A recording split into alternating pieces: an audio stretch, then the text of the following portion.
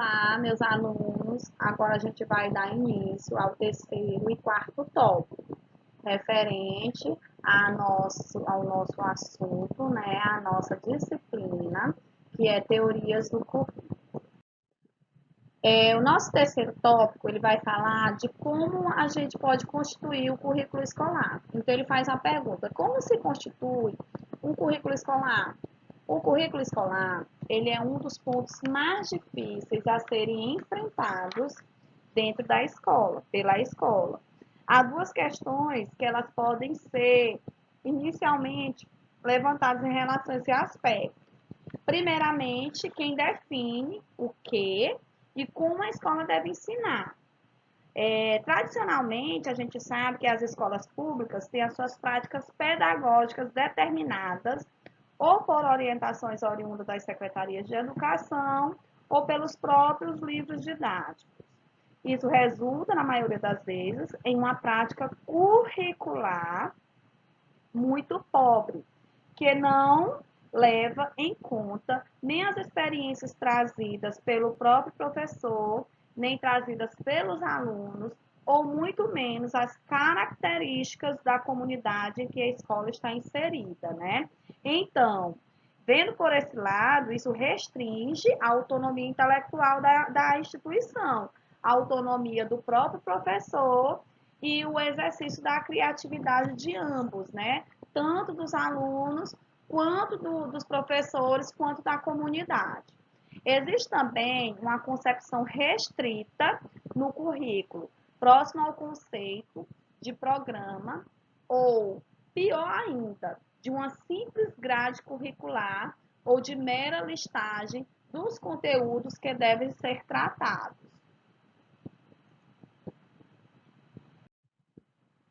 A legislação educacional brasileira, ela, quanto à sua composição curricular, contempla dois eixos. Um é a Base Nacional de Educação, né, a base comum, com o qual ela garante uma unidade nacional para que todos os alunos possam ter acesso ao conhecimento mínimo necessário ao exercício da vida cidadã. Então, o mínimo de conhecimento para que ele tenha um respeito, tenha um mínimo de conhecimento para que ele saiba discutir sobre questões norteadoras referentes à sociedade, referente à vida comum, a base nacional, ela te permite. Uma parte diversificada do currículo, que se compõe de conteúdos complementares identificados na realidade regional e local, que devem ser escolhidos em cada sistema ou rede de ensino e em cada escola. É através da construção das propostas pedagógicas da escola que a base nacional comum e a parte diversificada se integram. Ou seja, a composição curricular, ela deve buscar a articulação entre vários aspectos da vida do cidadão, como, por exemplo, a saúde, a sexualidade, a vida familiar, a social, o meio ambiente, o trabalho, a ciência, a tecnologia, a cultura, as linguagens. Então, tudo isso faz com que essa composição dos aspectos da vida cidadã, a base comum, né, a base nacional comum, permite ao cidadão ter esses conhecimentos. E também, juntamente às áreas do conhecimento, que são as disciplinas que a gente fala, que é a língua portuguesa, a matemática, a ciência, a geografia e outras disciplinas que envolvem o conhecimento intelectual, né, o conhecimento das bases pedagógicas. Há várias formas de composição curricular, mas os parâmetros curriculares nacionais identificam que os modelos dominantes na escola brasileira são interdisciplinaridade e transdisciplinaridade. Interdisciplinaridade significa a interdependência, interação e comunicação entre campos do saber ou disciplina, o que possibilita a integração do conhecimento em áreas significativas. A transdisciplinaridade é a coordenação desse conhecimento, é um sistema lógico que permite o livre trânsito de um campo do saber para outro campo, ultrapassando a concepção de disciplinas, né? E enfatizando o desenvolvimento de todas as nuances e aspectos do comportamento humano. Já indo para o tópico 4, a gente vai falar dos diferentes currículos e das diferentes pessoas. Então, existem diferentes currículos para diferentes pessoas. O currículo na educação infantil, né? A origem do pensamento curricular no Brasil teve início a partir de 1920 e 1930, durante o século XX. Teve como parâmetros diferentes teorias, principalmente a dos Estados Unidos, sob a influência das ideias de John Dewey e de Kilpatrick, que criticavam o currículo tradicional elitista e defendia as ideias progressivistas. Os conteúdos escolares no Brasil até então tinham uma forte ligação com as concepções jesuíticas no período colonial em relação à educação. Dessa forma, reinava absolutamente o currículo tradicional na primeira metade do século XX.